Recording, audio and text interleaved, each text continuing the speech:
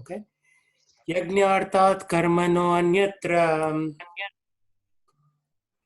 Yagnartat karmanonyartara. It is anyatra. Anyatra means nothing else. Nyatra, nothing else. Yagnartat karmanonyarta nyatra. Loko Anyatra. bandhanaha. Loko Loko yam yam karma karma bandhana. bandhanaha. Tadartam karma kaunteya. Tadartam Tadartam karma karma kaunteya. kaunteya. Mukta sangaha samachara. Mukta Mukta sangha sangha samachara. samachara. So, Sangha means association. Mukta Sangha means you are getting liberated from any kind of association with karma. And karma bandhana means bondage of work.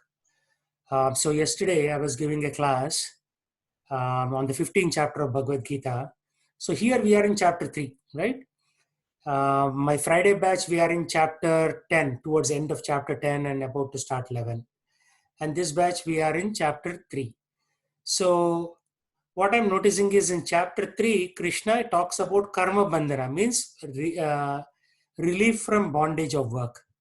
In chapter 10, Krishna gives information about relief from himself. And end of chapter 14, he talks about relief from the three modes of material nature.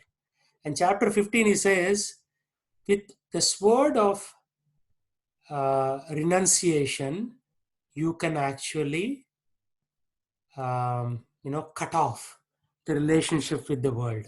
So although here he says you have to do karma and get out of karma, by the time he comes to chapter 15, Krishna says, by this word of renunciation, you cut off bondage to this entire universe, not just bondage of work, right? So that is the recording that I had on YouTube.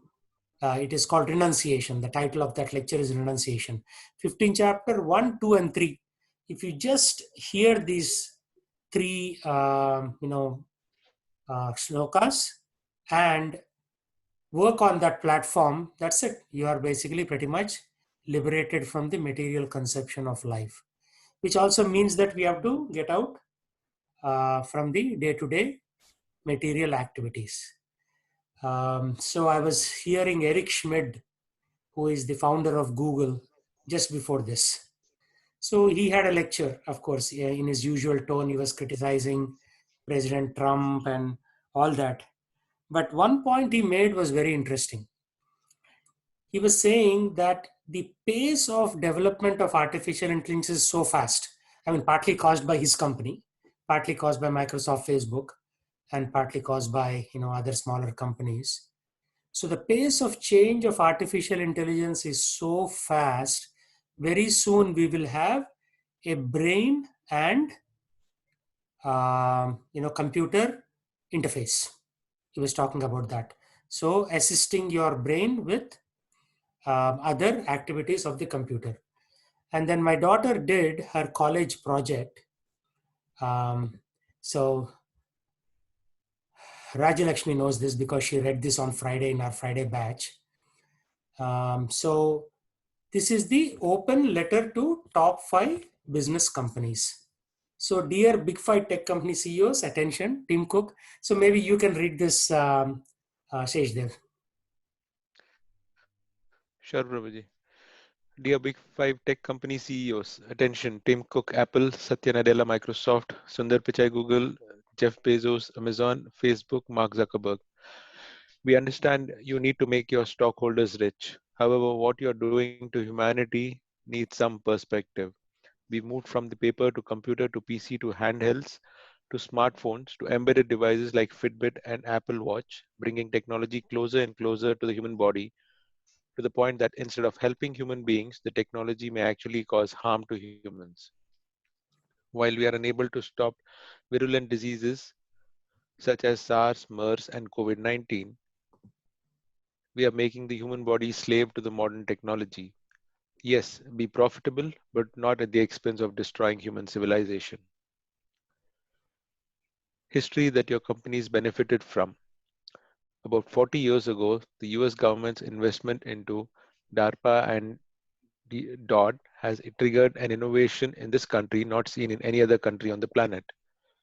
Development of semiconductor chips, computers, networking, and World Wide Web. About 20 years ago, the internet moved from connecting computers connected to collaborate with each other for research to connecting to everything. Your company's stock prices have jumped 10 to 20 times in the last 2 decades. You managed to develop cutting-edge innovations employing relatively fewer people compared to manufacturing and service sector. Scale is your friend as you build once and deploy millions of times, whether it is central processing unit, graphics processing unit chips, Windows software, Azure, Google, and AWS cloud, or networking routers or Google humongous data centers built with tensor processing units, massive GPU units based on complex instruction set architecture, which run trillions of operations per second. Due to increases in hardware computing power and availability of programmers, you are able to use education from public funded universities to generate wealth for less than 2 million people you employ. You have deployed technologies in the cloud that have allowed seamless connection between corporations facilitating cross-border trade. This phenomenon of IoT, Internet of Things, has connected everything from washing machines, refrigerators, automobiles, watch, mobile phones, water metering systems, air conditioning systems, voice activated systems, avionics systems, medical devices built into heart, spine, and kidneys as one cohesive whole. Emerging trend that threatens to change our lives. Now, a new generation of devices is threatening our lives. This is called Internet of Bodies.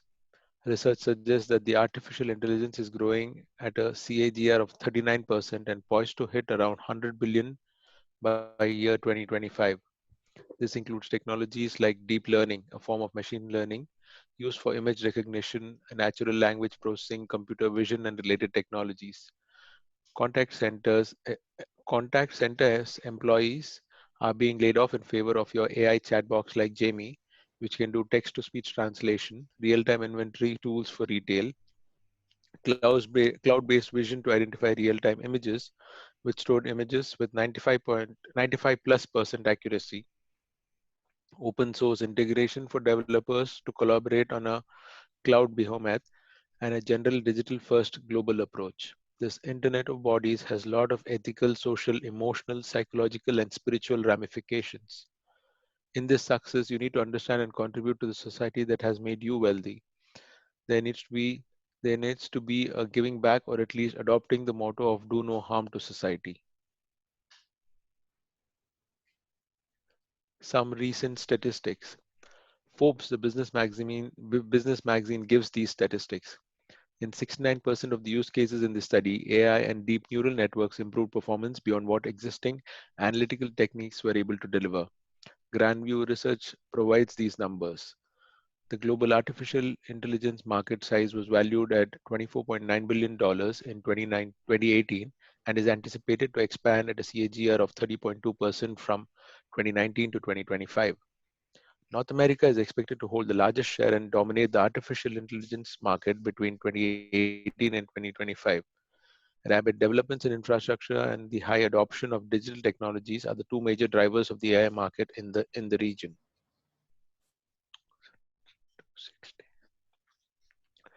Implications of AI-led change to society. Forbes, the business magazine, asks 4 questions raised when introducing autonomous decision-making technology into our criminal justice system. Does the government's use of AI require a warrant to search your online data? Can AI be used to listen in on American citizens' phone calls without warrant? How can you subpoena an AI algorithm to testify so you can face your accuser in a court of law? How do we handle malpractice when AI recommends improper handling of a legal case? The answers to these questions open a Pandora's box of issues. As of May 8, 2020, there are over 30 million unemployed, forcing the Fed and US government to inject over 6 trillion into the economy via loans, grants, payroll protection program, $1,200 for every American who had a job, and a variety of other programs. In addition, AI bots like Jamie will make several customer service roles redundant. Drone delivery of medicines during COVID-19 will make life simpler, while drone delivery of pizza will remove one last bastion of part-time jobs available to students and low rungs of society in the US. Autonomous transportation may sound cool, however, displays hundreds of thousands of truck, Uber, Lyft, and other drivers who use that as a livelihood. The only jobs that will grow are high-end AI jobs requiring master's degrees in robotics, computer sciences, 5G, information technology, and advanced math. In reality, not everyone is endowed with equal intelligence to excel in these highly technical fields.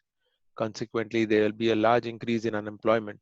The current AI-driven transformation is different than the one from agricultural to industrial or even industrial to information age.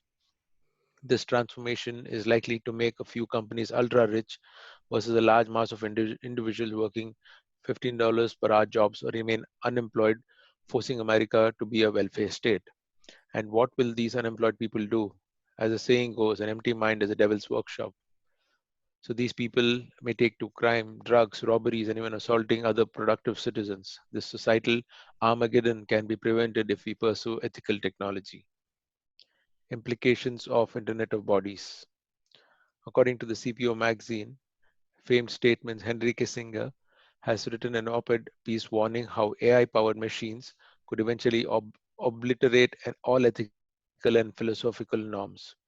And just as data thieves routinely use stolen personal information and data to set up false identities, they might soon be using your personal genomic data in nefarious ways.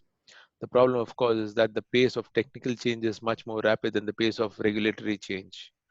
The Atlantic Council reviews the Internet of Bodies, where Elon Musk, the CEO of Tesla, promotes implants in bodies, and DoD's experiments with Iron Man suits, where certain body parts are connected to radiation, causing electronic devices to key parts of the body. They are life-saving devices like pacemakers that can relay information and track a person accurately in crime scenes. People do not understand that people who allow the implants to be put in the body do not understand the licensing agreements that they're signing up for, the type of surveillance that these devices can be used for, and potential assassinations that can be done by hacking these devices. As you can see a picture where all your implants can also be IoTs, so calling Internet of Yeah, Bodies, and they can, you know, connect with the tensor processing unit in the cloud in the GCP like that. true, true. Implications of Wild West mentality. Our country, the USA, was based on freedom of thought and expression. This has led to America becoming the wealthiest nation in the world. However, if we overdo destructive innovation of type where a few benefit while the masses suffer, we are likely to become no different than India or China, where a few have all the resources while billions toil. In the relentless pursuit of shareholder value, please do not forget that these are lives of human beings and the entire civilization that you are playing with. Please engage in ethical, responsible innovation and be remembered in future as compassionate corporations. Leave the world a better place than you found it. Thank you. Yeah, Sincerely, Sri Lakshmi Yarameshetty. yeah, that's my daughter. Anyway, so the point, Very nice. the point is that we are on a collision course, right? So what's happening is even Eric Schmidt, I was watching his video. He agrees that now he cannot stop it. It is going in a Mm, particular direction. And one other thing he said that there is a great divide happening in the world between the haves and the have-nots. Good that he was addressing a group of Stanford people who are graduating, Stanford tech mm, majors as well as business majors. He said, good that you are on right. the right side of the divide. So you are not the poor guys, but the other side Exactly. affected um, affected in a negative sense. So there is a big data that's happening right now. 14.7% unemployment. When it hits 35% unemployment, and all these people don't know what to do, there could be a revolution. They could start taking guns and shooting other people, right? So when we do this karma, negative karma, rugra karma, that has negative consequences. You may think that, oh, everything is good, I have a good job in IT, but these things may go in the wrong direction and the whole civilization can collapse, right? Just like the Greek civilization collapsed, Nobody thought they would collapse. The Roman civilization collapsed. Nobody thought they would, right? Julius Caesar was the chief, and everybody thought this is the greatest civilization on the planet. What happens when you have this broad inequalities? The civilization will collapse. There's no doubt about that. So Krishna point is, whenever you do karma, especially Ugra karma, you'll be tied down from a karmic perspective as well as from an immediate result perspective. So Krishna says work done as a sacrifice for Vishnu has to be performed. Work means it's a sacrifice, yajna. Otherwise, work causes bondage in this material world. Therefore, O son of Kunti, perform your prescribed duties for his satisfaction. Means Vishnu's satisfaction. And in that way, you'll always remain free from bondage. So, karma bandhana means whenever we perform work, we are tied down. So there is a rope, invisible rope that is tying us down. By the way, Karthik, your friend from Alabama didn't join. Karthik, are you online? Yes, Prabhuji. Karthik just pinged him. Oh, okay, good. Yeah, because this is the only time that works for him. Friday evening, Saturday evening, it's already too late. We start at 10:30 p.m. Right? So okay. Now, Gayatri, can you read the purport? Since no one has to work, even for simple maintenance of the body, the prescribed duties for a particular social position and quality are so made that purpose can be fulfilled. Yajna means Lord Vishnu or sacrificial performances. All sacrificial performances also are meant for the satisfaction of Lord Vishnu. The Vedas enjoin Yagnovai Vishnuhu. In other words, the same purpose is served whether one performs prescribed yajnas or directly serves Lord Vishnu. Krishna consciousness is therefore performance of yajna as it is prescribed in this verse. The Varnashrama institution also aims at satisfying Lord Vishnu. Varnashramasvata Purushena Paraha Puman Vishnur Aradhyate. Vishnu Purana. Therefore, one has to work for the satisfaction of Vishnu. Any other work done in this material world will be a cause of bondage, for both good and evil work have their reactions, and any reaction binds their performer.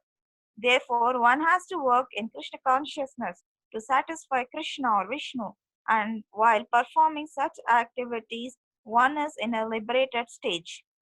This is the great art of doing work. And in the beginning, this process requires very expert guidance. One should therefore act very diligently under the expert guidance of a devotee of Lord Krishna or under the direct instruction of Lord Krishna himself, under whom Arjuna had the opportunity to work. Nothing should be performed for sense gratification, but everything should be done for satisfaction of Krishna. This practice will not only save one from the reaction of work, but also gradually elevate one to transcendental loving service of the Lord, which can also raise one to the kingdom of God. Yeah. Hare Krishna. Hare Krishna. Thank you for that. So, a lot of good points mentioned here. Yagno by Vishnu means work should be done for Vishnu. So, everything in life is a sacrifice, right? To raise kids is a sacrifice. Even to remain married is a sacrifice, right? Because you have to go through so many compromises. But every sacrifice should be done for Vishnu, right? If it doesn't satisfy Lord Vishnu, then it is not a sacrifice. And then the Varnashrama institution also aims at satisfying Lord Vishnu. So, what is Varnashrama? Last time we started talking a little bit. So, let's continue to talk on that one. So, before marriage, the person is called Brahmacharya or Brahmacharini. Celibacy means no sex. So, that is Brahmacharya. Then Grihastha, limited sex allowed, some wealth allowed. But the goal is to gradually detach from family life and raise the kids. Once kids leave, that's it. No more attachment to home and hearth. Means if wife and husband can travel to holy places continuously, or stay attached to a temple and just serve the Lord after Grihastha, towards the end of Grihastha. And then Vanaprastha, more detachment. Wife and husband may not even be in the same room. They may live in the same city or same house, but they are practically detached. Kids are married, very few responsibilities left.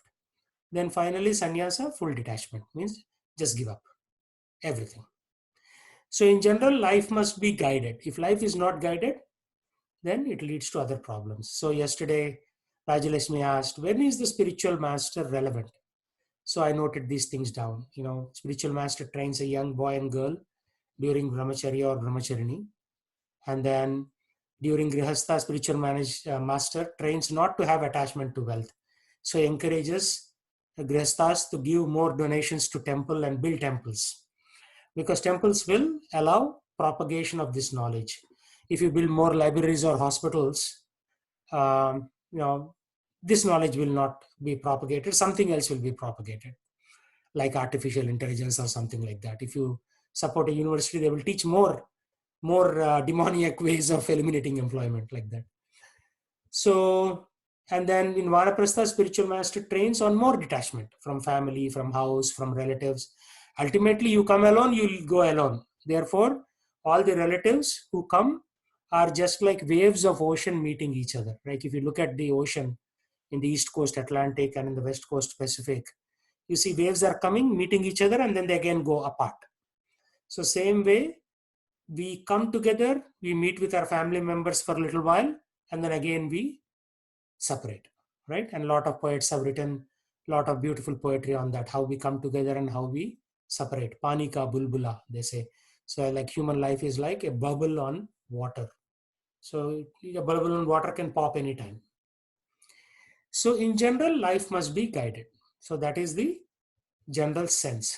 So Prabhupada says here, Varnashram institution aims at satisfying Lord Vishnu. So in Varnashram institution, it's not like only, so these are Varna ashramas, and there are Varnas also. So it's like a 4x4 matrix. So let me draw that for you. So here you have Brahmana, Kshatriya, Vaishya, and Shudra. So this is the 4x4 matrix. So out of this, who can be liberated? Which cell will be liberated here? Any thoughts? You said which cell will be liberated? Mm-hmm. All Any, yeah, doesn't matter. Okay. Who said all? this is Venkatesh. Oh, okay, good. Yeah, that's the answer. All of them will be liberated. It's not like only one particular cell will be liberated, but they will be liberated only if they cooperate with each other. Cooperating for purpose of serving Lord. For example, Shudra is growing grain on the farm, which may be owned by a Vaishya, and Kshatriya is protecting all the farms from attack from other undesirable elements, and Brahmana is guiding everybody on this farm community. So the farm life is more suited for liberation. It is not city life. It is said in the Shastra that farm life is more suited for liberation. Because in city, what do? 24/7, we are only working to make those 5 guys that we talked about rich. Or at least, I have a contract in Microsoft right now. So I'm making Sundar Pichai and his company rich, right? So in a city life, you're only making somebody else rich. And there are only 120 corporations. So we make 120 corporations / families rich. That's it. The remaining 7 billion people are making only 120 families rich. So in city life also, there's one other problem. Everything is crowded. To get to work, it will take 1 hour. Of course, now thanks to COVID, we are all working remotely. So in a way, there's something good that came out of COVID, right? So we are having less association with nonsense people, and hopefully we are able to do more devotional activities. So yeah, all of them can get liberated. So A Brahmana brahmachari will do primarily preaching, right? Preaching, helping temples. A Brahmana grihastha will raise a family in Krishna consciousness, right? A Brahmana vanaprastha will stay away from family life and preach. And a sannyasa, his only job is to preach the glories of God. That's it. There's nothing else, right? So you don't have a kshatriya sannyasa. Typically, that doesn't make much sense. You have a kshatriya brahmacharya. Yes. Who is the kshatriya brahmacharya? Do you have any examples?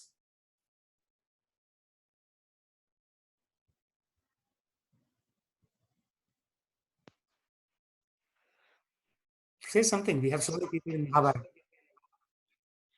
I think all the Kshatriyas when they were kids, like Pandavas when they were. Yeah, exactly. That was the answer I was looking for. Pandavas before marriage. Before marriage, that's an example, right? And of course, Kshatriya Grihastha, so Pandavas after marriage. That's an example. All right. So we have the people in a lot of these cells that you can fill. And Pandava Vanaprastha, Kshatriya Vanaprastha. Again, Pandavas after Pandavas Kurukshetra, or right? And Pandava sannyasas, they didn't take sannyas, they just went. That's it.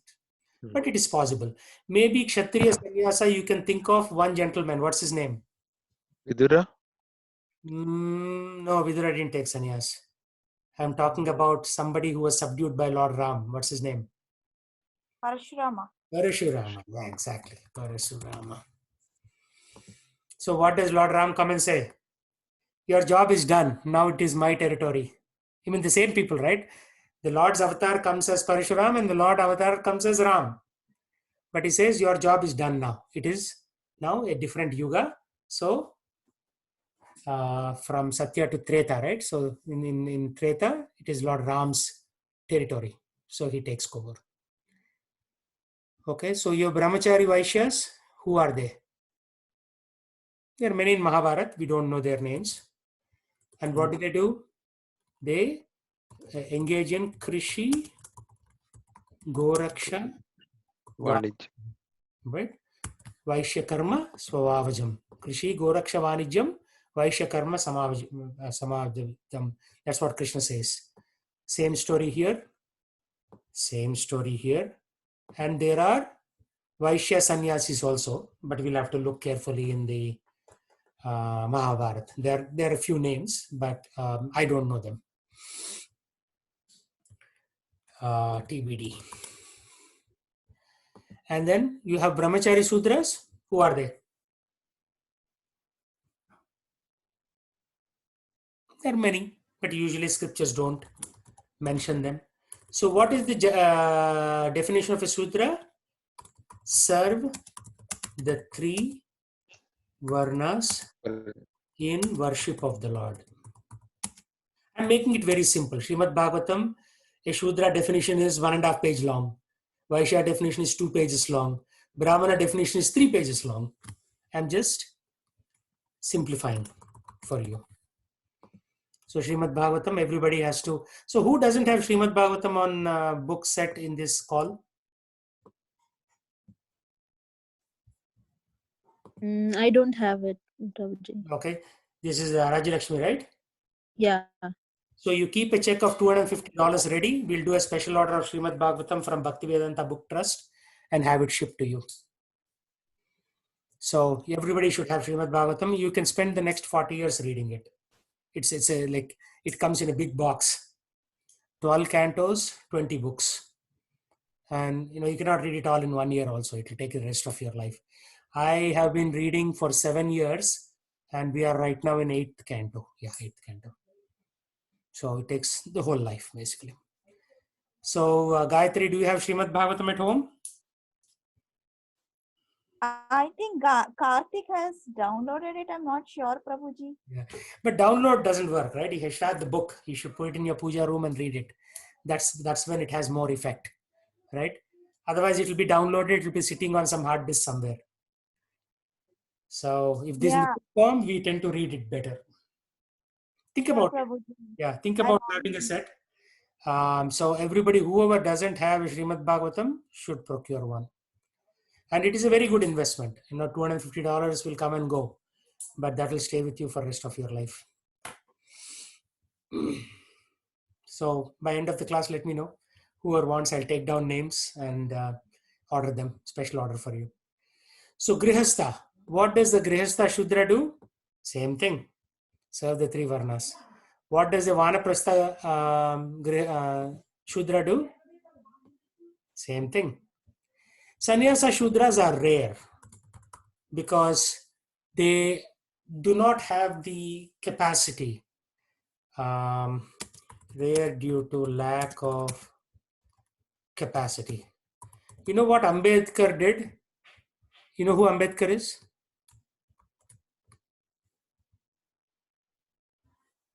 Yeah, yes, Prabhuji. B.R. Ambedkar. Who is he? He's the one who formulated the Constitution of India. Yeah. He's the And what is his contribution? What did he add? Reservations for scheduled caste and scheduled tribes. yeah Because they were, ideally supposed to be they were supposed to be for 10, discriminated 15 against, right? years. So when B.R. Ambedkar said, you Brahmana should allow everybody to come and do deity worship. So the Brahmana said, okay. So tomorrow morning at 4:30, everybody take bath and come and wake up the Lord in Mangalarti. And guess who came?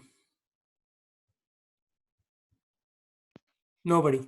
No, but Because, being a Brahmana is not easy. You have to wake up at 4:30. You should go, wake up the Lord, do the Aarti, dress the deities. Like in Guruvayur temple, that's what the Brahmana goes in at 4:30. He comes out at noon. Then he does breakfast. Because if you have breakfast, then your body is contaminated already. So you should take bath and with the same clothes, dress the deity clothes, and then you come out of the temple hall. Right? So they don't have capacity. So, artificially you cannot make a Shudra into Brahmana. It is possible. So this migration is possible, right? From a Shudra to Vaishya, Vaishya to Kshatriya, Kshatriya to Brahmana is possible, but it takes effort. It takes effort. So, like I was not born in a Brahmana family, right? But now I'm becoming a Brahmana gradually. How? By teaching Bhagavad Gita, right? So Krishna says anybody who teaches Bhagavad Gita is already a Brahmana. So I've become a Brahmana, even though I'm not born a Brahmana. So this migration, societal migration is possible, not like Ambedkar or not like how the American Constitution works. They say everybody is equal, right? Is everybody equal, really? Is everybody equal? no, Prabhuji, cannot be. How is it be possible, right? Right. If you ask me to write Java code, I cannot write Java code because I'm not trained like that. But if you ask me to make a PowerPoint for marketing, I'll easily do it. I'll do it in my sleep. Why? Because I've been trained like that. When I first joined Microsoft, they gave me extensive training on how to develop marketing materials. So you cannot artificially become something. You have to be trained. Right? So this is the progression from Brahmana, Grihastha, Vanaprastha, Sannyasa. And then this, migration or elevation from a Shudra to Vaishya to Kshatriya to Brahmana is possible. What are the examples of Brahmanas who became Kshatriyas and Kshatriyas who became Brahmanas?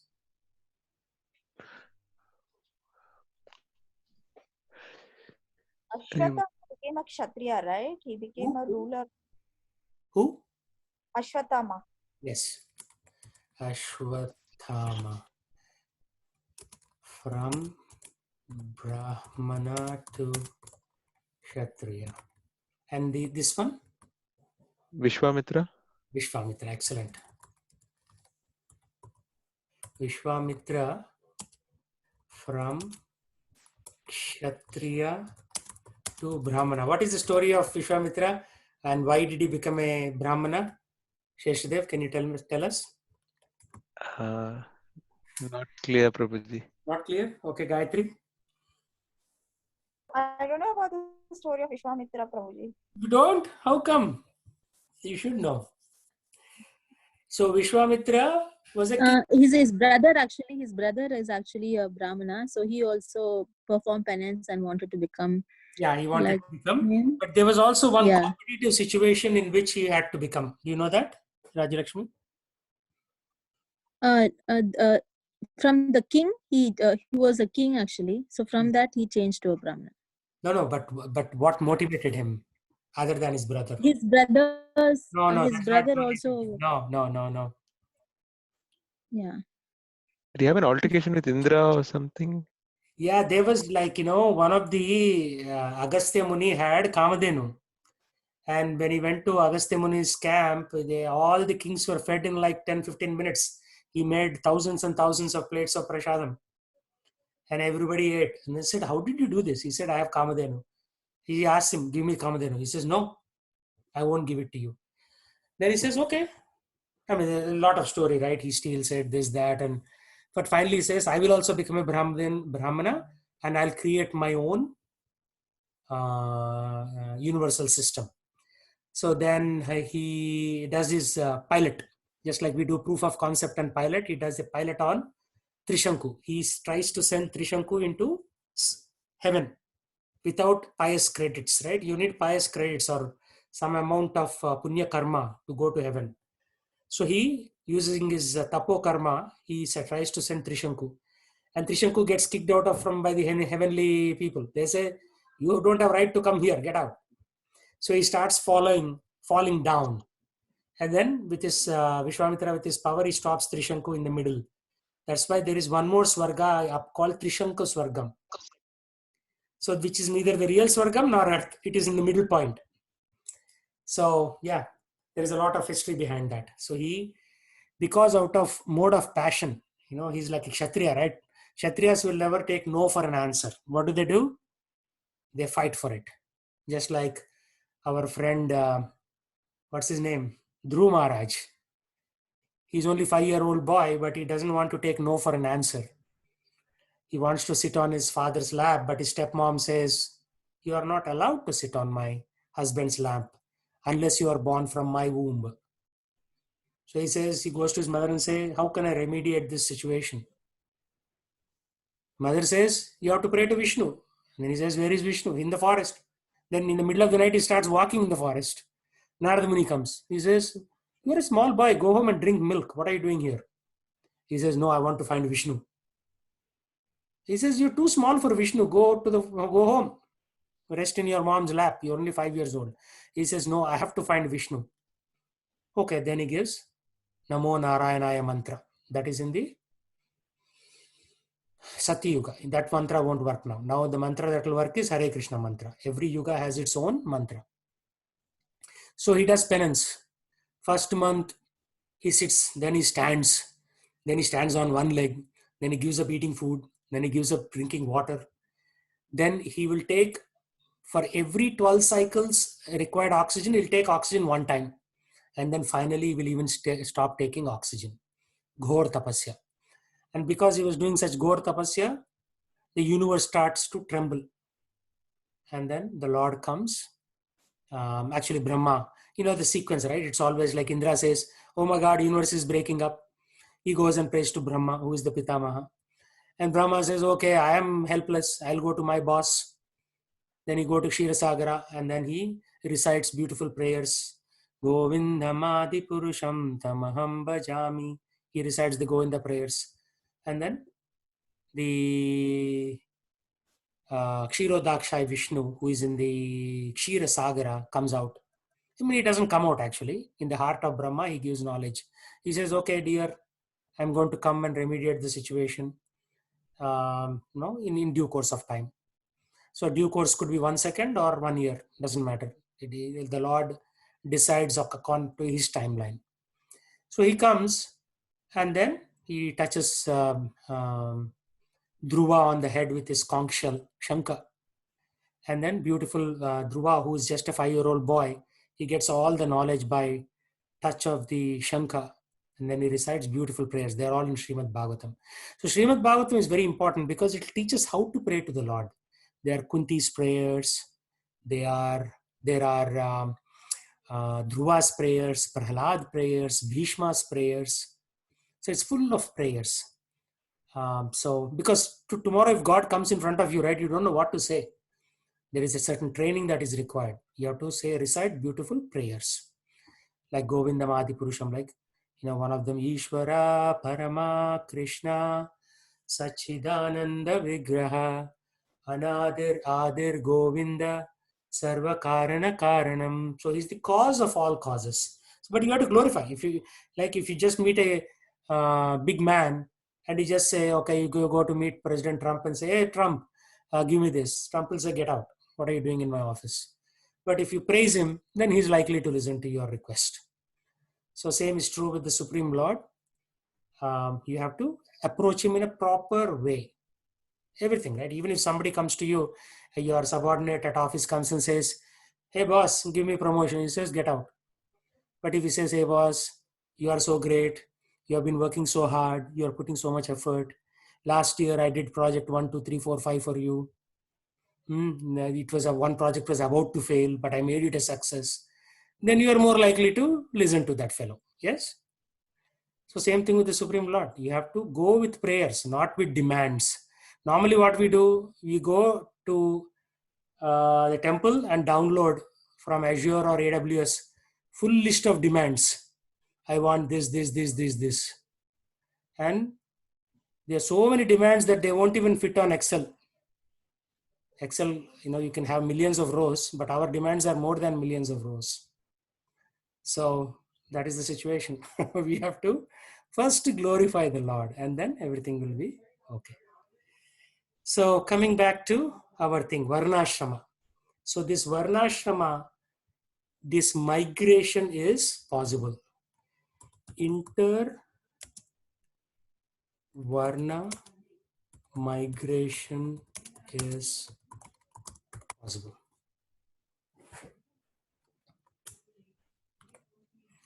Okay, so work should be done for satisfaction of Vishnu.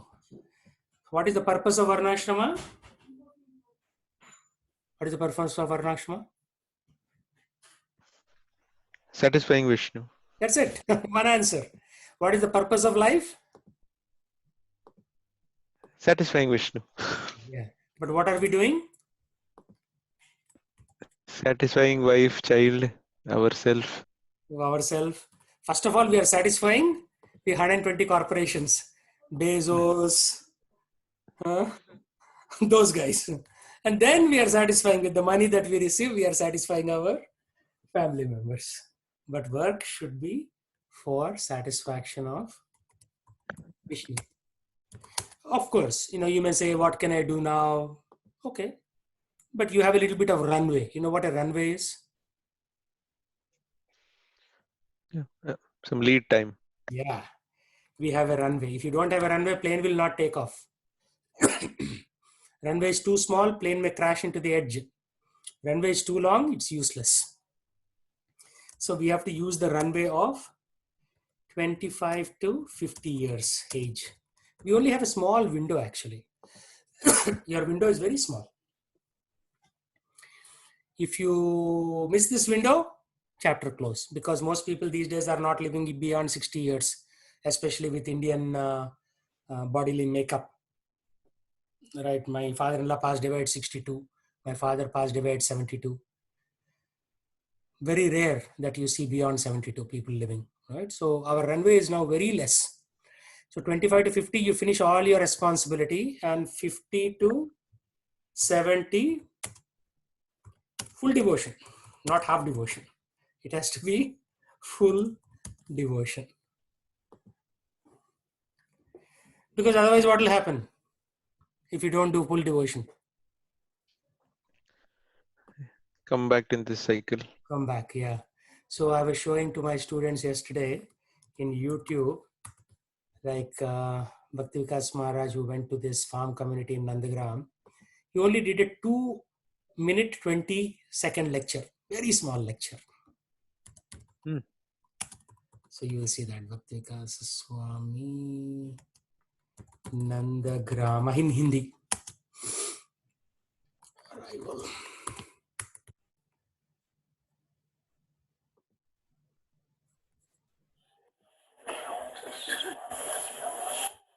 There are all the brahmacharis there listening.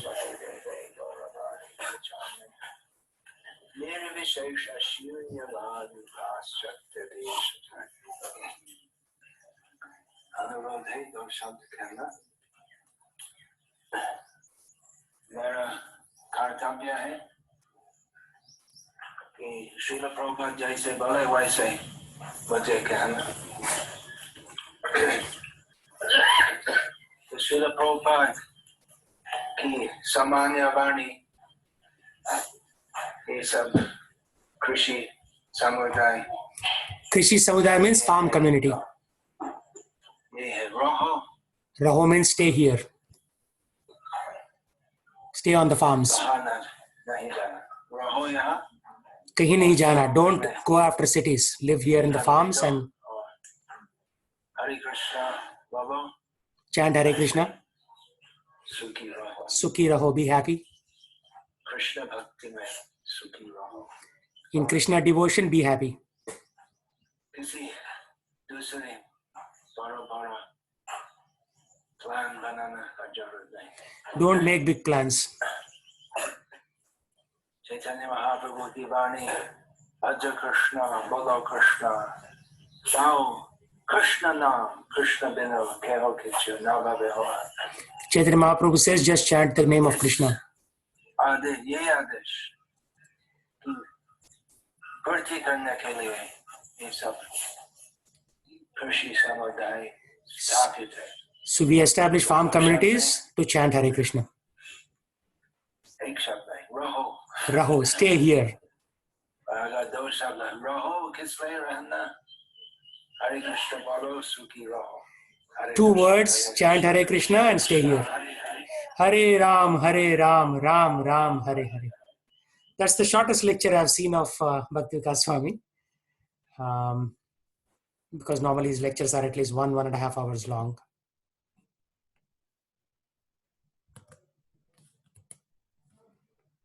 Cancel. So there are many other lectures. Recently gave on Narsimadev. This is Nagar Sankirtan. Actually, there's a beautiful Nagar Sankirtan lecture process in Europe. I think I showed it to you once, but doesn't hurt to see again. Nagar Sankirtan Linz. Because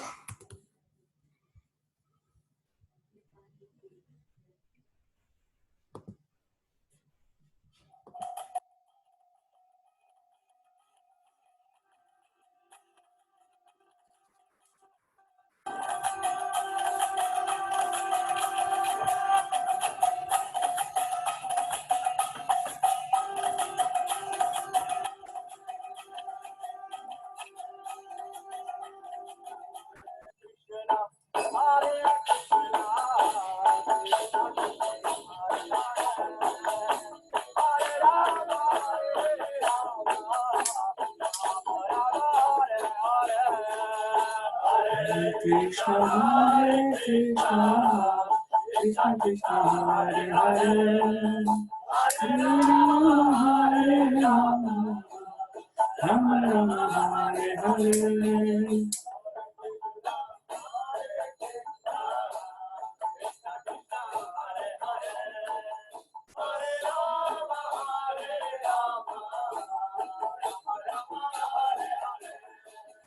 Hare Krishna,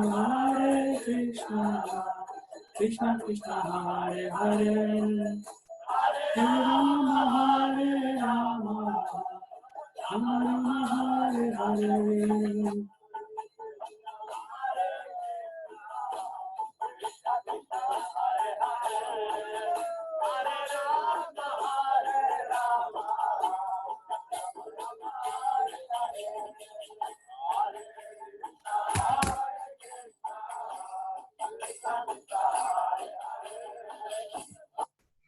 So normally we go out every Saturday to the University District in Seattle to do Harinam Sankirtan, where Sankirtan means chanting together on the streets so that everybody benefits. The dogs will benefit, the bacteria will benefit, the people will benefit. But because of this corona situation, we are now not going. But once that kind of settles down, we'll go again. That is the plan. So coming back. In chapter 15, I was discussing this last night with a select few. By the way, this is a very secretive small club. Why? Because vast majority of the people don't have entry into this club. Nobody will teach this knowledge. Only you have to be among the select few to understand this knowledge and practice this knowledge. Like last night, I was showing this to some of the devotees where Swami Bhaktivikasa Swami, he says that this is a secret club. Not everybody is allowed into this club.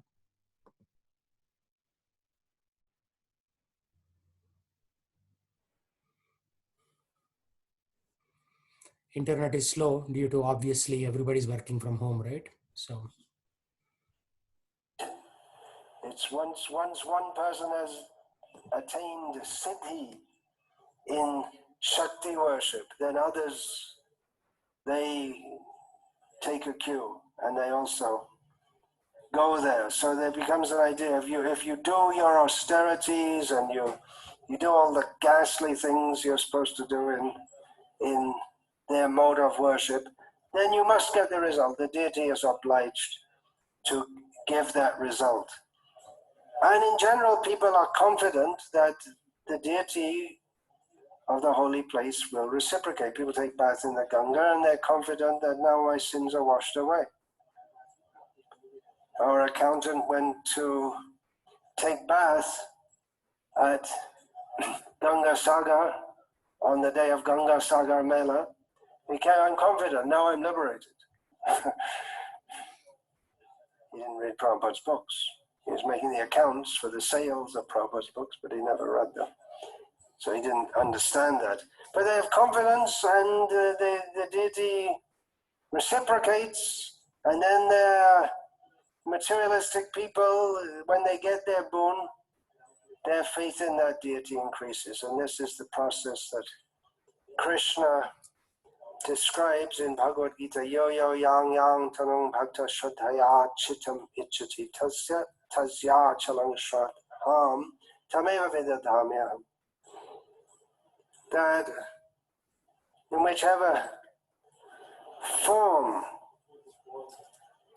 that people worship with faith, being devoted, I make their faith strong, immovable. Krishna does that. So if we have faith, little bit of faith, what does Krishna do? He makes it stronger. He makes the faith further stronger, right? So that's one aspect. Oh, this is my channel, Radhika Gopinath Das. So let's see one more thing about Swami Prabhupada, who talks a very simple topic. Swami Prabhupada, you are not the body. Right? We think we are the body. But he's saying, Swami Prabhupada, you are not the body.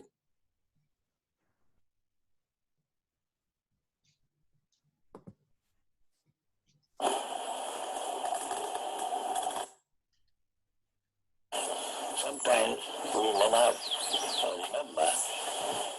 Why do you You're this child. He may not have memory when he was very small, but you have got memory. When he was a small child, you are doing something. Also do.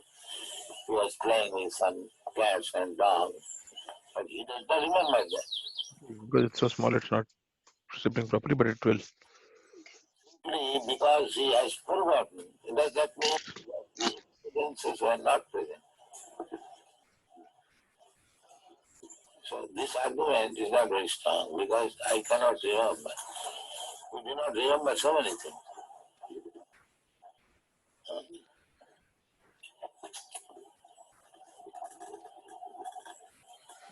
But the fact is this, that you are changing from this body to this body to this body. Therefore, the conclusion should be, after this body, I will accept another body. And that's the fact.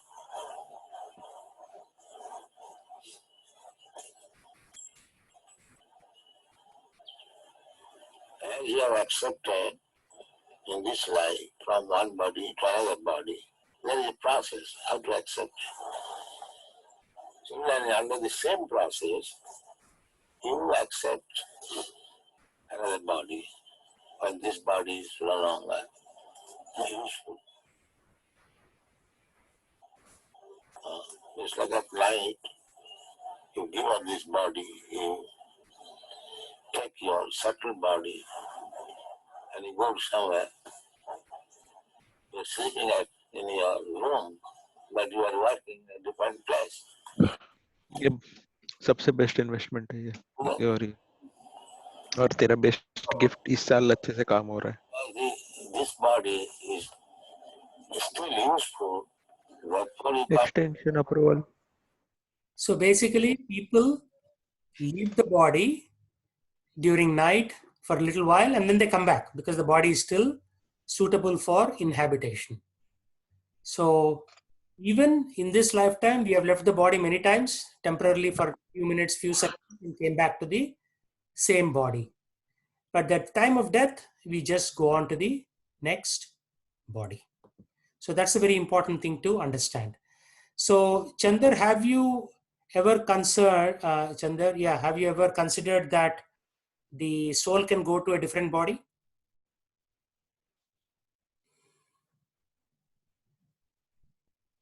No. No. I will show Not, you a video. no. I think it's a 6-year-old. I mean, I have seen that, but not, to the belief or to a certain extent, because I've seen people, even who are alive now, they get a, soul who's already passed away, right? They get some kind of character or something. Yeah. And then suddenly, in the darkest hour of midnight, he was flopping around on his bed like a broken So power here line. is a World War II pilot. If you see this, you'll get some idea about how somebody who died in World War again was reborn in Chicago. Okay, let's start this video. Okay. Midnight, Monday, May 1st, 2000. The screams came out of nowhere. One day, James Leininger, just 3 weeks past his second birthday, was a happy, playful toddler, the centerpiece of a loving family of 3 living on the soft coastal plain of southern Louisiana. And then suddenly, in the darkest hour of midnight, he was flopping around on his bed like a broken power line, howling at the sky as if he could crack open the heavens with his ear-shattering distress.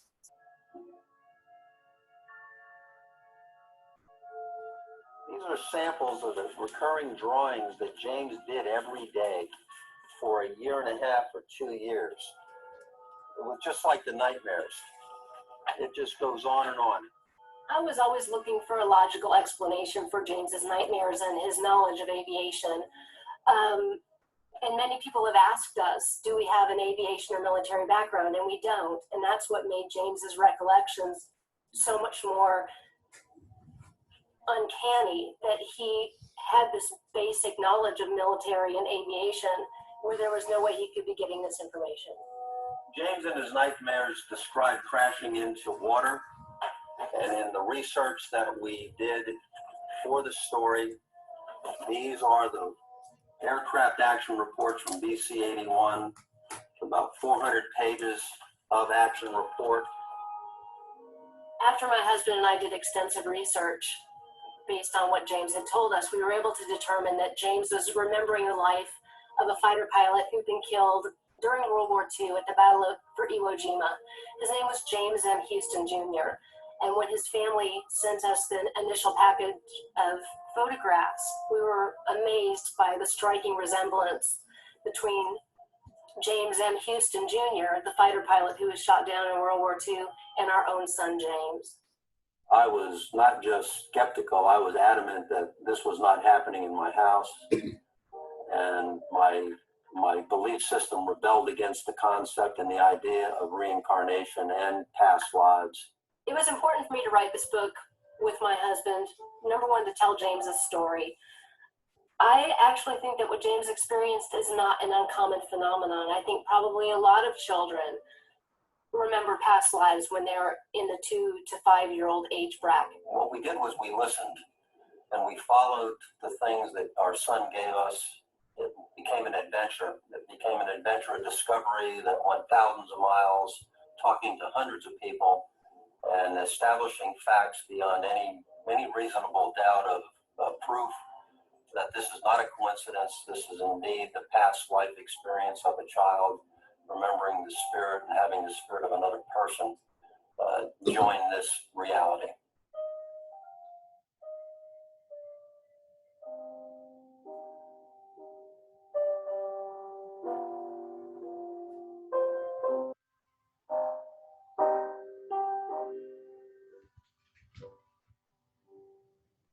So that's a little brief video about James's life. He was actually a fighter pilot, and he found how he was reincarnated, because he would recollect, he would draw pictures from the World War II. And this is the shorter video. There's a bigger video where he talks, they actually go to Chichijima, Japan, and then the child points out where his fighter jet was shot down in Chichijima, Japan during World War II. And then so there is Ian Stevenson. So that's why it's better to break the television and go to YouTube, because YouTube has real good information. Television will make you dumb. YouTube will make you smart. Ian Stevenson, who is a University of Virginia professor. So scientific evidence for reincarnation by Ian Stevenson. Children who claim to remember previous lives. So let's see what Dr. Stevenson says. You can still meet him if you go to University of Virginia. I can't believe China's blaming the US for this whole virus thing. What? The following program was produced by the Theosophical Society in America. Of the type, but the French published it. And over the years, I don't know how many years, it might be 10 or 15, I collected 44 cases of people who had claimed to remember a past life. These could be thinned out, and I put aside about 15 of them or more, maybe nearly 20, on the grounds of inauthenticity, as it seemed to me. But that left 25. And among these 25, the age was given, the age of the person was given in nearly every case. And I was impressed by the frequency with which the subject making this claim had been a very young child. Here I'm going to read the actual figures. In 22 of 25 cases, the subject was under 10 years old, and in 8 of the 25, the child was under 3 years of age. There was also noted quite commonly a tendency for the memories of the subjects to fade with time as the child reached middle childhood, or a little later, say the ages of 7 to 10. It struck me then that if there was anything worth pursuing in these experiences, they should be sought among children. So I wrote a paper about these 44 cases, as I said, thinned out to 25 that seemed deserving of attention.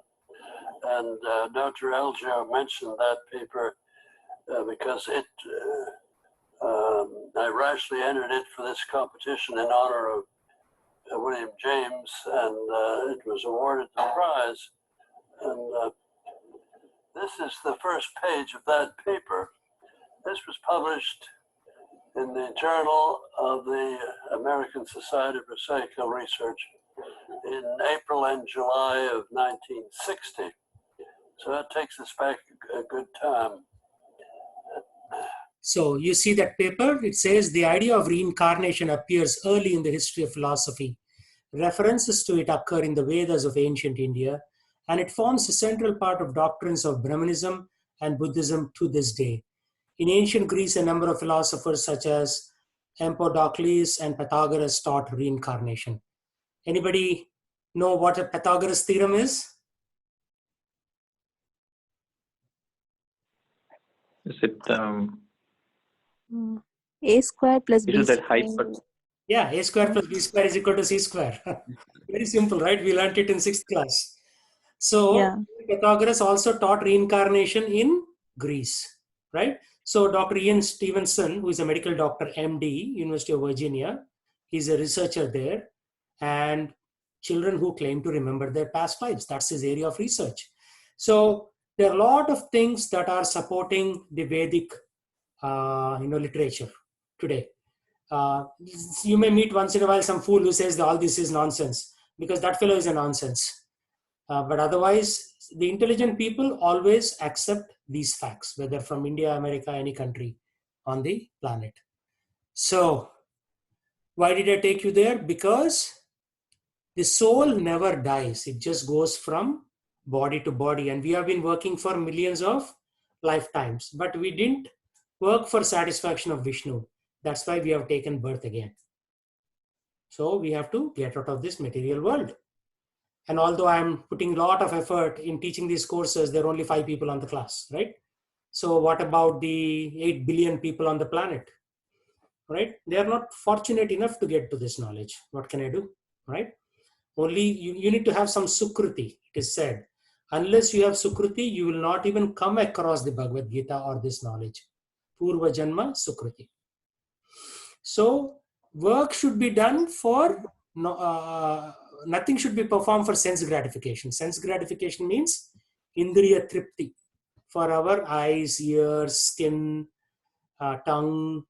Most of the time, 90% of the time, we are only doing Indriya Tripti. Whether you watch a TV, drive somewhere, eat something, touch something, right? It's all for Indriya Tripti. But we should gradually, if we do everything for satisfaction of Krishna, will gradually elevate one to transcendental loving service of the Lord. Means service, seva to the Lord should be loving. It cannot be hating service. Hey, why am I doing this? No, you have to love the service. Then it should be transcendental. What is the meaning of transcendental? Anybody can tell me? Pure. Pure is one definition. There is even stronger definition. Anybody else? Eternal? Not eternal. You transcend something, means you cross over. You transcend Sattva Guna, Rajoguna and Tamoguna, goodness, passion and ignorance. So when you transcend something, then you get the right results. So transcendental means relating to spiritual or non-physical realm or a priori experience. Like in statistics, we talk about a priori experiences. So this is what it is, right? And then in mathematics, it's not real, but root of an algebraic equation with rational roots. Means plus or minus square root of something. So there's a plus answer, there is a negative answer. But we are after this one, relating to spiritual realm or non-physical realm, right? And what does transcend means? To go transcend the 3 modes of nature, material nature. Right. Go beyond the 3 modes of material nature. Yeah. So these are not ordinary terms, because Srila Prabhupada was a scholar. He is an English scholar, studied in Royal Scots College in Calcutta. So his English is also of a particular level, right? Most people don't even understand, even though we went to English medium, we don't even understand this stuff. Okay, next verse. Thank you, Jaypal, for joining. Oh, he came and he left. Very nice. Okay, Saha Yajna Saha yajna Praja Sristva Praja praja Sristva sristva Purovacha purovacha Prajapatihi Prajapatihi Anena anena Prasavisyadvam Prasavishyadvam Esavo Astva yeshavo Eshavo astva Astva Istakamadhuk. takamaduk. Ishtakamadhuk. Whenever you see an apostrophe in beginning of the word, it is like a. So it is astva, not stva, but astva, like that. But it's not full A. It's half A, so astva, like that. Whenever you see a dash on top of a letter, you do the long matra. Short matra is a, long matra is a, yajnaha. And then whenever you see a dot below a letter, you have to drop the sound. So it's not yajnaha, it's yajnaha. Means you drop the sound. Prajaha, Shrishtva. So the R, S and T are dropped. Shrishtva. It's not Shrishtva. No, it's Shrishtva. You drop it. In the beginning of creation, okay, so this is the question, right? Why did we come to this planet? Is answered by Supreme Lord. So Chandra, read this. In the beginning of creation, the Lord of all creatures sent forth generations of men and demigods, along with sacrifices for Vishnu, and blessed them by saying, "Be thou happy by this yajna, because its performance yajna, because its performance will bestow upon you everything desirable for living happily and achieving liberation."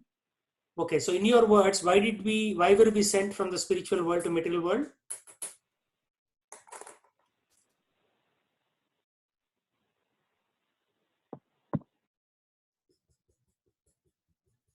Say something. It doesn't have to be 100% correct.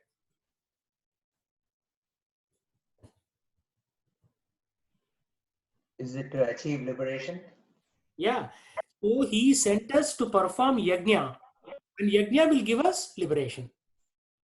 So there are two key points for living happily. So you have to perform to live happily.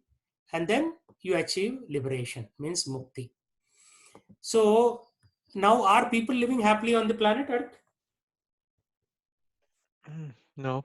No, because they are not performing yajna. Yajna means every day we have to perform yajna. You don't have to have a big yajna kunda with 10 by 10. You can have a small ones. Sometimes in Vrindavan, Mathura, they sell. It's like a 3 inches by 3 inches yajna kund. You have to put it in your altar, put some ghee, and you light a lamp. Right?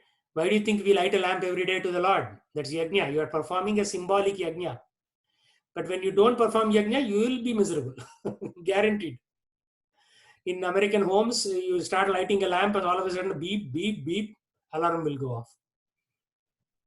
Right? So yajna has to be performed every day. So yajna for Kali Yuga is Sankirtan yajna, means chanting the Hare Krishna mantra together, not on your own. I mean, on your own it's called japa. You have to do that every day. But once in a while, you have to come together and chant, which is what we are going to do right after this class, towards the end of this class. So the Lord did not send us to this material world to be miserable. He sent us to be happy. But then we make so many mistakes, and because of the bad karma, poverty in some countries, bad health in some countries. See, the corona is also very interesting virus. It selects only some people to kill, right? In some countries like Egypt, not many people are dead. India, not many people are dead. But Iran, large portions of population. Got it? And percentage of death is like 8%. United States, death is only 2.5%, right? So it's almost like a karma virus. It's not coronavirus, but karma virus. Based on certain activities people have done, only certain people it is killing. It's not killing everybody also. So it is like a karma instrument of the Supreme Lord. It is not uniform in its justice. So, okay, continue, Chandra.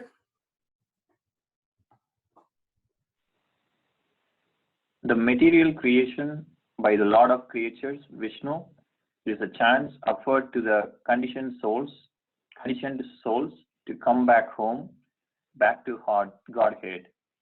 All living entities within the material creation are conditioned by material nature because of their forgetfulness of their relationship to Vishnu or Krishna, the Supreme Personality of Godhead.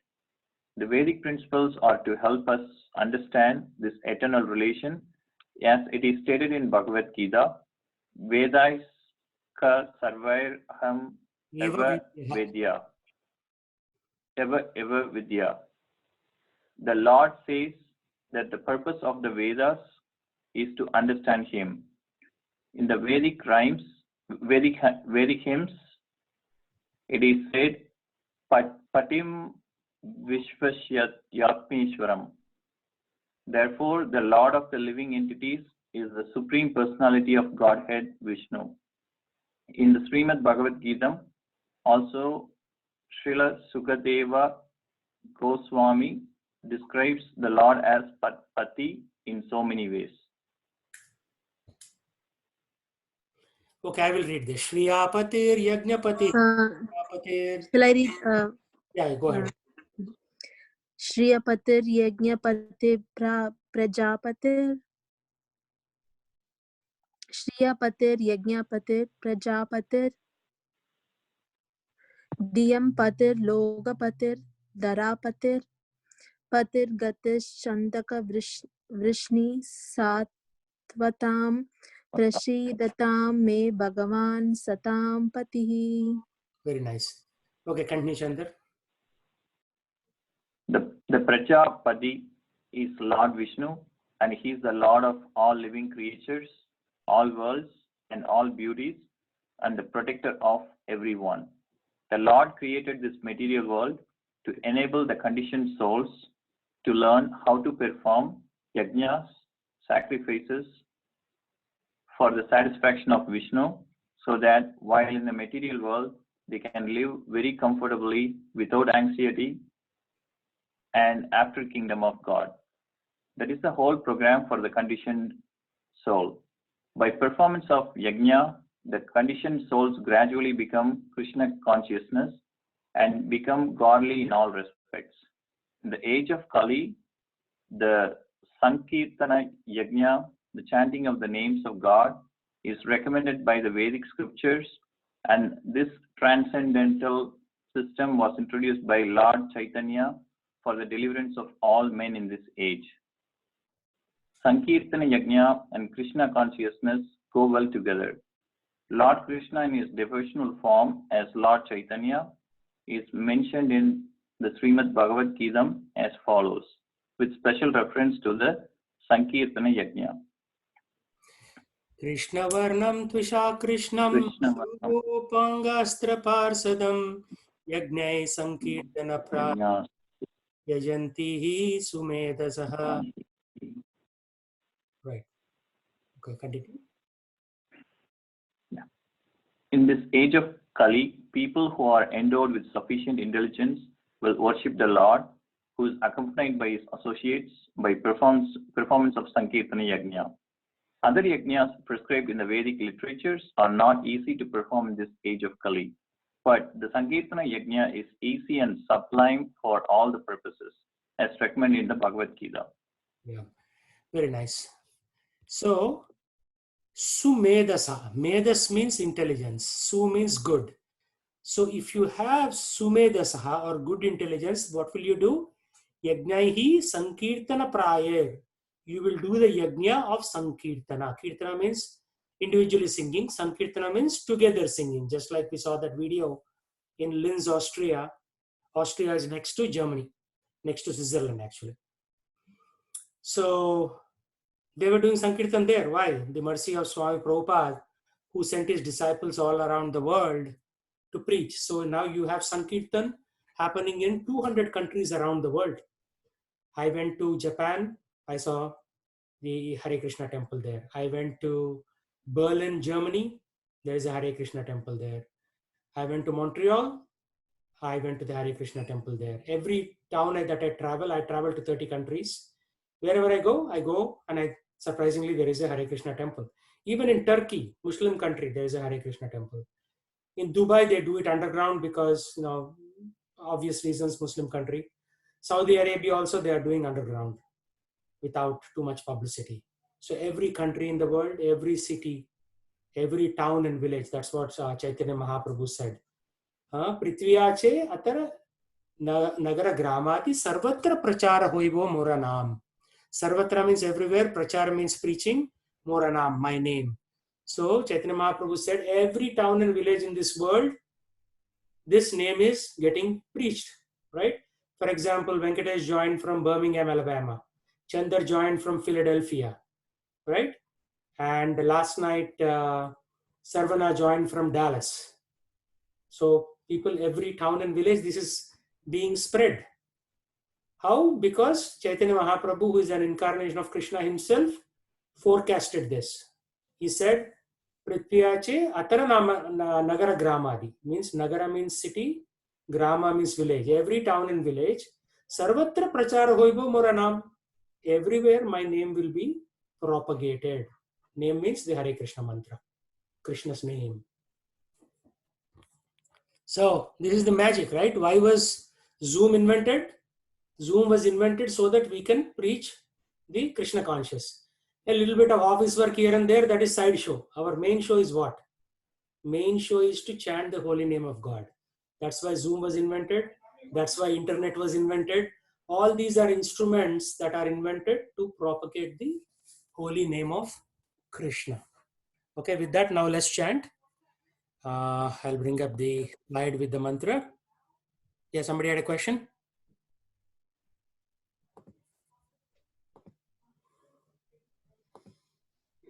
Actually, they went so far to say Is that Kali age going to come to an end, Maharaj Prabhuji? Is Kali age going to come to an end? Kali age, we have finished 5,000 years. Length of Kali, according to mathematics, is 435,000 years. So we are only 5,000 years into Kali Yuga. For Kali Yuga to end, human beings will start eating human beings. That's how bad it's going to get. Suppose you get out in your armored vehicle. So somebody will launch a bazooka missile. They will blow up the vehicle, break the vehicle apart. They'll pull you out. They'll cut you open and eat you. That's how bad. So which year is the Kali getting over? Which year? Which year? So Kali is another 427,000 years. So if you're on mathematics, what year is this? 2020 plus 435,000 years. No, 427,000 years left. 27,000 years. So the year is called 429,020. That's when it will end. No, actually I did the math wrong. So the year will be this, then Kali will end. 424,980. We are in 2020 right now.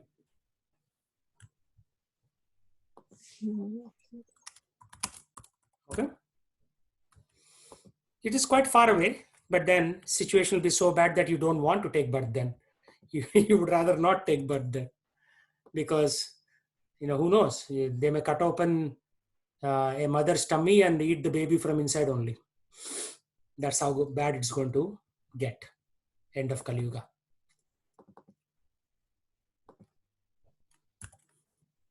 Okay, let's chant.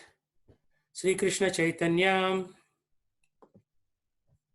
Sri Krishna Chaitanya. Prabhu Nityananda. Prabhu Nityananda. Shri Advaita Gadadhara. Shri Advaita Gadadhara. Vasadi Gaura Bhakta Vrindam. Srivasadi Gaura Bhakta Vrinda. Now let's everybody chant together. Hare Krishna, Krishna Krishna, Hare Hare, Hare Ram, Ram Ram, Hare Hare, Hare Krishna, Krishna Hare Hare, Hare Ram, Ram Ram, Hare Hare, Hare Krishna, Krishna Krishna, Hare Hare.